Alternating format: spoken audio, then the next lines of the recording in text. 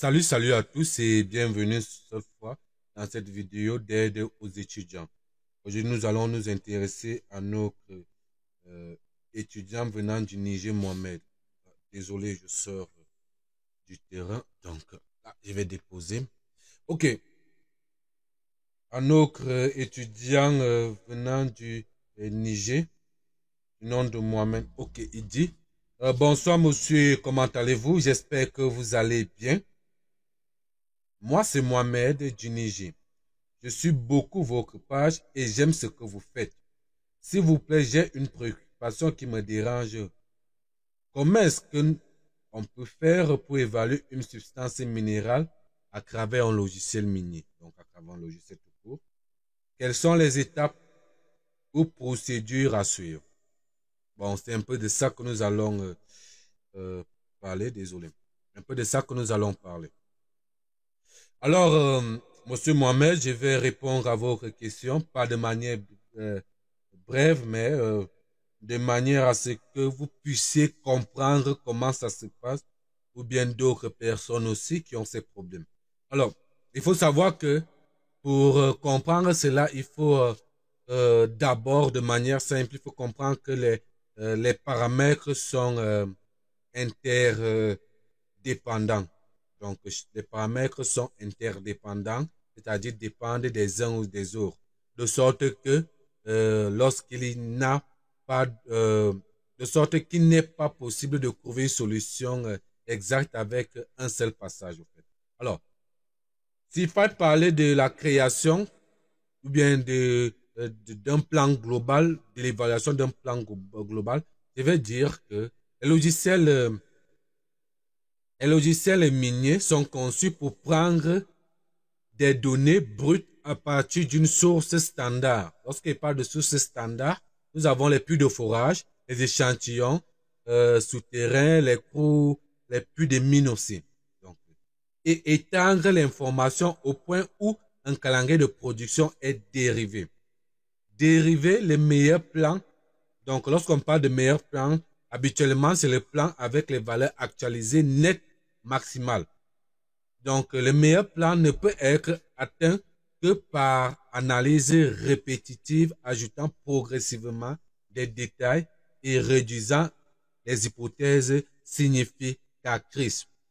Alors, comme je le disais tantôt, les différents paramètres sont interdépendants et dépendent des uns aux autres, de sorte qu'il n'est pas possible de trouver une solution exacte en un seul passage. Alors, je vous donne des exemples simples pour que vous puissiez comprendre ce que j'ai dit.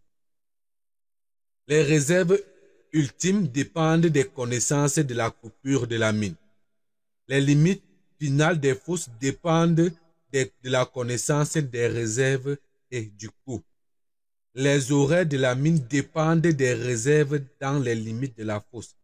Les besoins en équipement dépendent de la connaissance des horaires et frais. Le Les coûts, bien le coût d'investissement et d'exploitation dépendent des installations minières. Les coupures de la mine dépendent des coûts d'investissement et d'exploitation. Voilà pourquoi je disais que les données sont inter, euh, inter, euh, interdépendantes. Maintenant, les étapes de base d'une évaluation. C'est là que je vais m'arrêter. Les étapes de base d'une évaluation. Élaborer un plan d'action global en déterminant quels résultats sont requis et quelles données sont disponibles. Alors, c'est important pour toutes les données nécessaires à l'élaboration du plan minier qui sont notées et saisies initialement dans la base de données. La deuxième étape, après avoir élaboré un plan d'action global qui détermine quels résultats sont requis et quelles données sont disponibles, nous passons à l'entrée des données des puits de forage dans vos ordinateurs. Ce serait inclure les emplacements des puits de forage, les dosages ou qualité du charbon, la lithologie, et l'intervalle ou la profondeur des veines.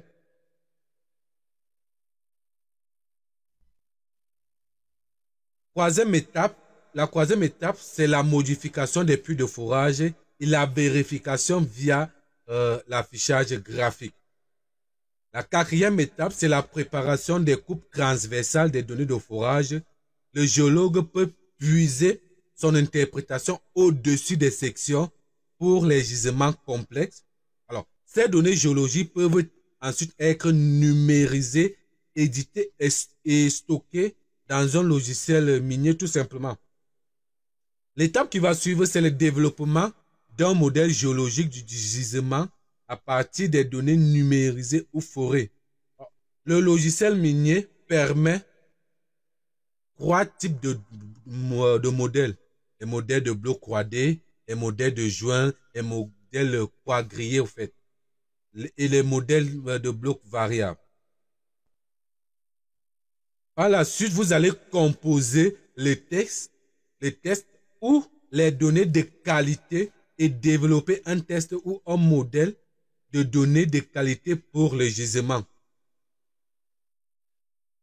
Faire la mise en page ou bien préparer des cartes affichant le modèle. Ces cartes peuvent inclure, mais sans y limiter, l'affichage des teneurs et de la géologie dans le plan ou coupe. Sur la base du modèle développé, préparez une carte montrant les zones les plus favorables à exploiter. Donc, vous voyez, il y a un lien entre l'évaluation. Vous devez aussi ajouter les SIG au fait, la mise en page, les prises de décision géographiques, les SIG. Donc, il y a un lien. Il y a vraiment un grand lien. Maintenant, après cela, vous allez tracer les limites de coupe ou les panneaux souterrains et par la suite calculer bien évidemment les réserves de cette zone.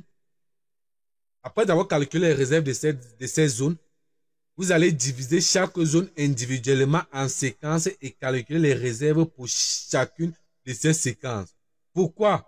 Parce que ces séquences vont nous permettre, autant pour moi, vont nous permettre d'élaborer un calendrier d'extraction basé sur les mêmes séquences de réserves divisées ou bien calculées au départ, montrant les tonnes de minerais extraits et les volumes de déchets pour chaque période de production. La géométrie de la mine à la fin de chaque période peut être affichée. Donc, voilà, monsieur Mohamed. J'espère que j'ai pas été assez long. Voilà, monsieur Mohamed. S'il faille parler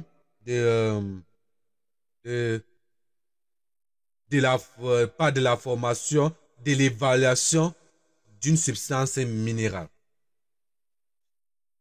Alors, si vous aussi vous voulez suivre une formation sur la modélisation, sur PAC, l'IAFOBGIO, etc., vous pouvez nous écrire sur WhatsApp ou via la section commentaires. Si vous avez aussi des éléments qui permettent d'évaluer un gisement ou bien une substance minérale, vous pouvez les ajouter à la section commentaires. Donc, sur ce, je vous souhaite une excellente journée. Donc, nous avons plusieurs formations. Vous pouvez les suivre. Bien vouloir nous écrire inbox pour les modalités pour ceux qui veulent suivre nos formations et surtout en ligne. Merci.